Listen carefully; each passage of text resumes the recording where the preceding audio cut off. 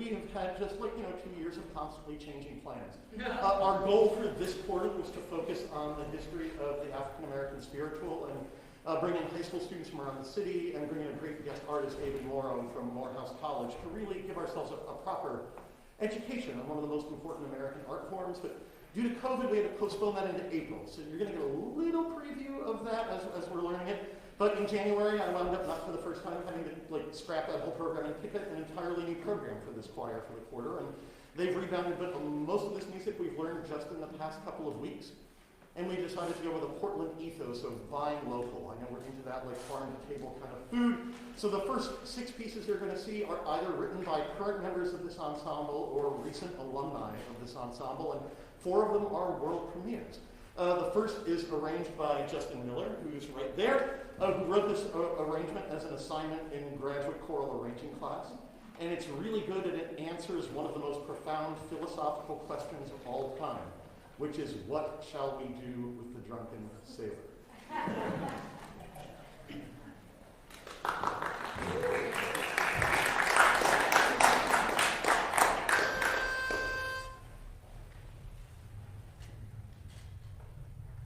What shall we do with the drunken sailor? What shall we do with the drunken sailor? What shall we do with the drunken sailor?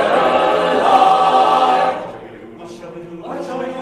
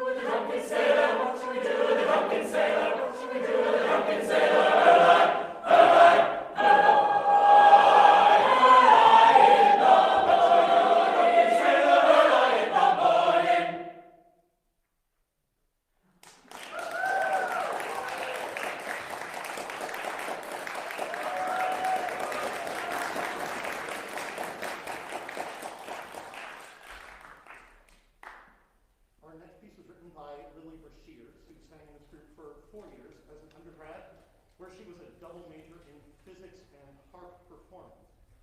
And since she has graduated, she's had a really successful career as a singer-songwriter in the Portland area. Her band's name is Shears. And she does a lot of cool composition. And I would write something that would try to be sort of like a solo singer-songwriter thing, but for choir, where the choir could take on the role of the pop voice. And for those of you who know our arrangement of Hallelujah, this is something I really believe in. I'm trying to find that. So she approached Anis Mojgani, who's the poet laureate of Oregon, and he agreed to let her use one of his poems that he wrote in response to, as he told us, he was here last week, the dissolution of his marriage and his best friend's suicide. And do we believe that we deserve good things when there's so much bitterness around us? Can we let those nervous, gentle things into our heart?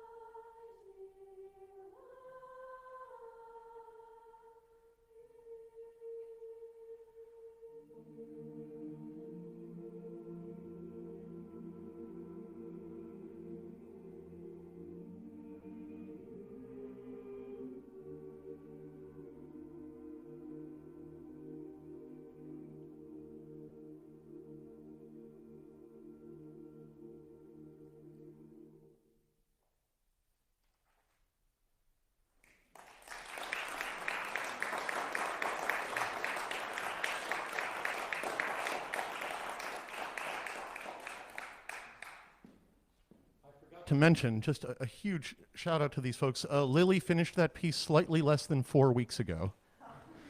So that's how long we've had this music and that it's existed. We're going to move on with two pieces that are a little more in the pop style or heading down towards other ways a choir can be. This next one is written by Jeffrey Gordon Evans, who got both his bachelor's and master's here. He got his bachelor's in music education back in 2013 and sang in this group then, and then came back and got his master's, which he completed right as COVID was beginning back in 2020. And he wrote this piece when he was a graduate student. It has the profound title, Music for Voices. And there are no words, just syllables, and I think it's about indulging your inner child. But if any of you have met Jeff Evans, who's also the founder of the band Kululululu here in Portland, they now call themselves Kulululu, but when they were founded, they really were Kululululu. This piece is actually just about indulging your inner Jeff. That childlike innocence and then just the joy of experimenting with the different sounds your voice can make. I remember right before COVID, all the grad assistants and I were driving to a conference in Spokane. We were driving down the Columbia Gorge, and Jeff composed a piece because we were going by all the wind turbines that are out there, the giant propellers. He's like, everyone pick a propeller and pick a pitch and pick a syllable. And when your propeller goes by the bottom, sing your pitch on your syllable. And so we're all going, do beep, do boop, do, do, like, you know, this is Jeff Evans. So this is Music for Voices.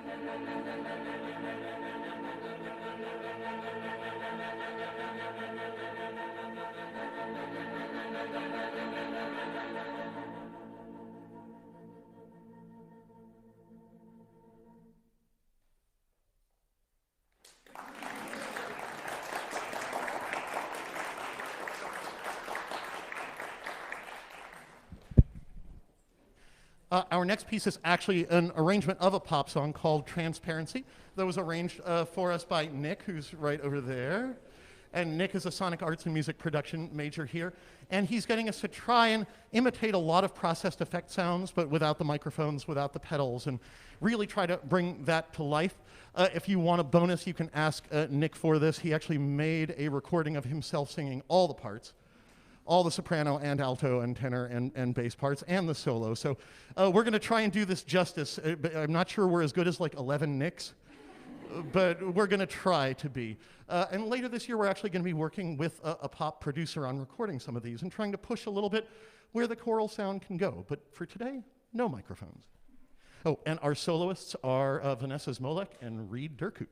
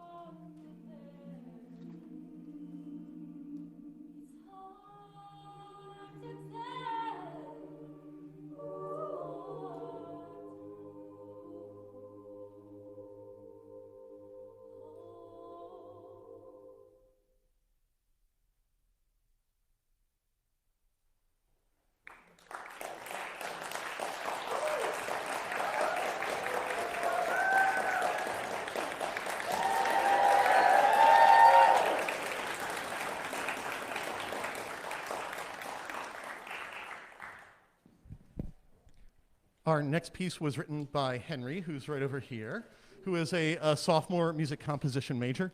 And it's a setting of Robert Frost's famous poem, Stopping by Woods on a Snowy Evening.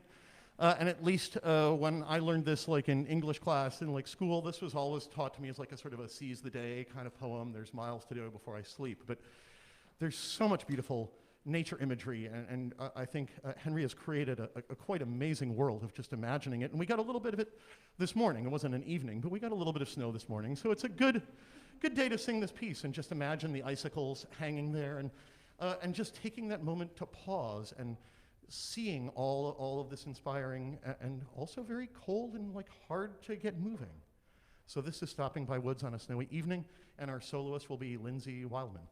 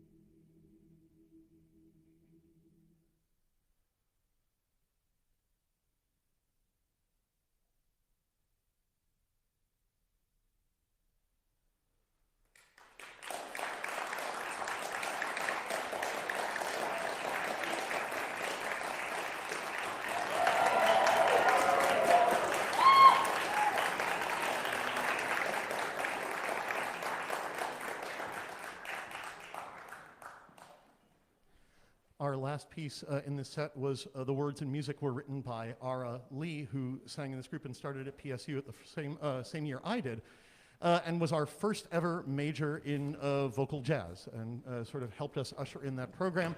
And she still works as a singer and songwriter. She lives up on Vashon Island.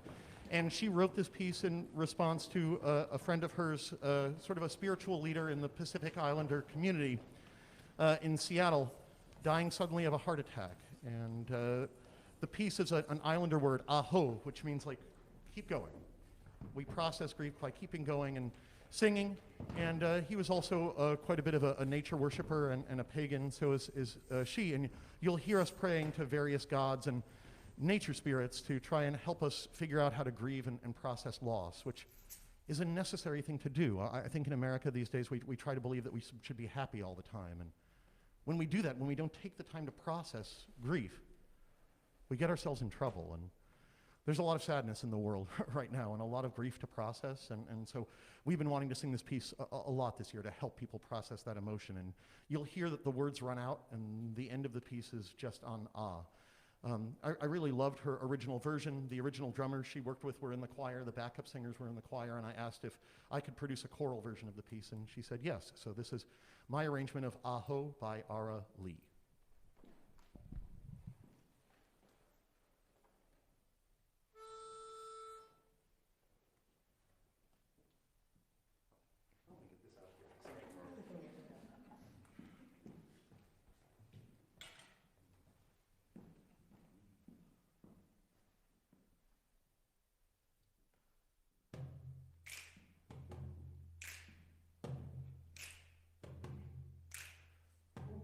Oh.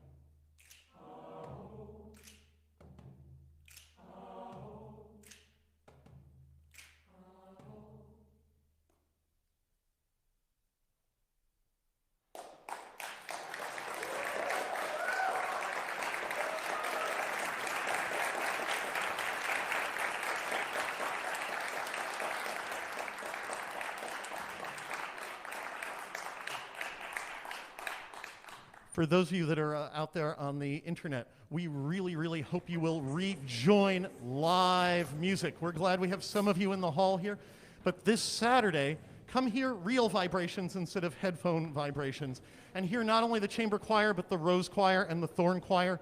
We have 2 performances on Saturday there at First Congregational Church, just a few blocks away from campus. You will really, really, really won't regret it. It's only $15 general admission or $7 for students and seniors. If you're out there and you would like to come and you can't afford it, literally send me an email. We will give you tickets. We just want to see people returning to live music. It's safe. We need proof of vaccination. We're wearing masks. We've been doing this for a long time, and we have not been spreading COVID this way. We think we have a really beautiful, safe experience to hear these things live and in person. And you will hear this choir and the Rose Choir and the Thorn Choir, and also combined singing a number of spirituals as well. And we're going to sing 3 of those now, and 2 of them are going to be conducted by the one and only Cody Raven Morris. Hello. Hello, my name is Cody Raven Morris. If I haven't had the honor of meeting you, I am the visiting assistant professor of choir, music education, and social justice.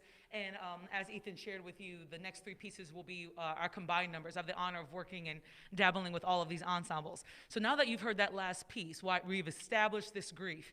And this is the beauty of the concept of learning the difference between appreciation and appropriation, where appropriation is extractism or tourism through someone's culture, taking and using to manipulate. When we appreciate something, we can take in and see the parallels through a series of different cultures and timelines. So as we go from the grief that we heard in Aho, and we travel to Way Over in Beulah Land, arranged by Stacy Gibbs, what do we do with that grief when we are in the middle of circumstance? And the world is telling us that we need to continue to move forward.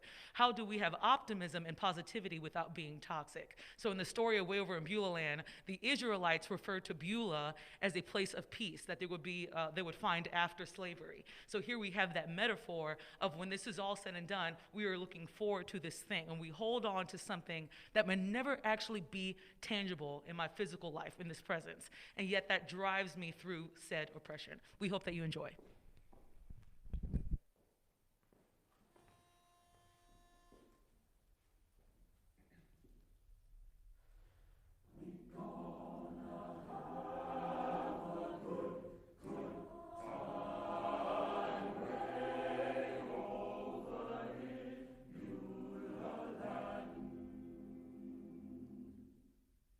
Oh, when we get way away, over the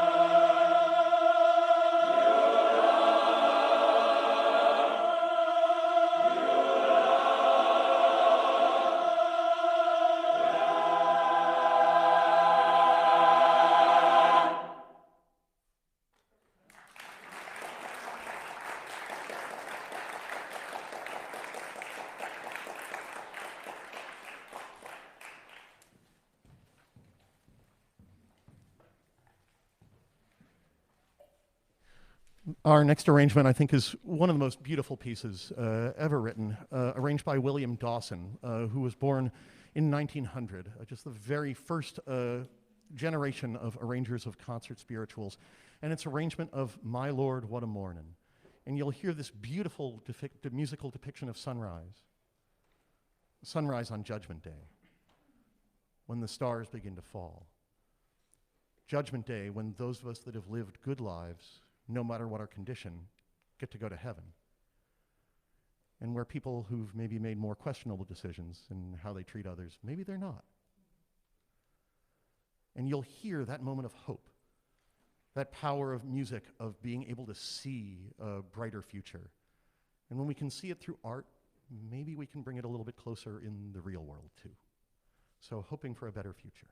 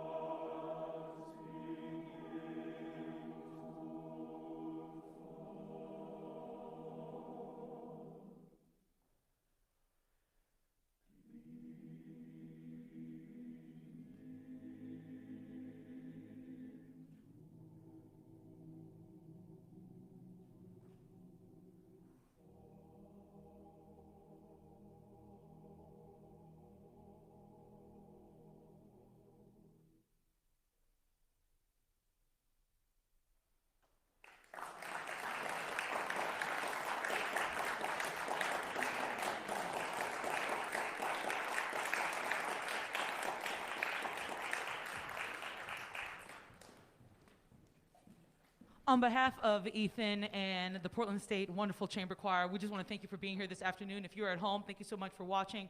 We hope to see you this Saturday at 4 and 7:30. Hallelujah, for our concert. We'd love to have you there. Our final piece is Battle of Jericho, another one of our combined numbers. And this is, and to quote Ethan, this is the battle that was won by music, by literally annoying the other communities so much that you are going to surrender to our power. So you will hear that drive continue on and on throughout the piece. So if you leave here today with anything, it's the idea of perseverance. Not just perseverance through troubling times, but perseverance with a purpose. And knowing that through all of our transgressions, through all of the tension and grief that we are experiencing, that our consistency and community together is what drives out hate and what drives out ugly. Thank you for being here.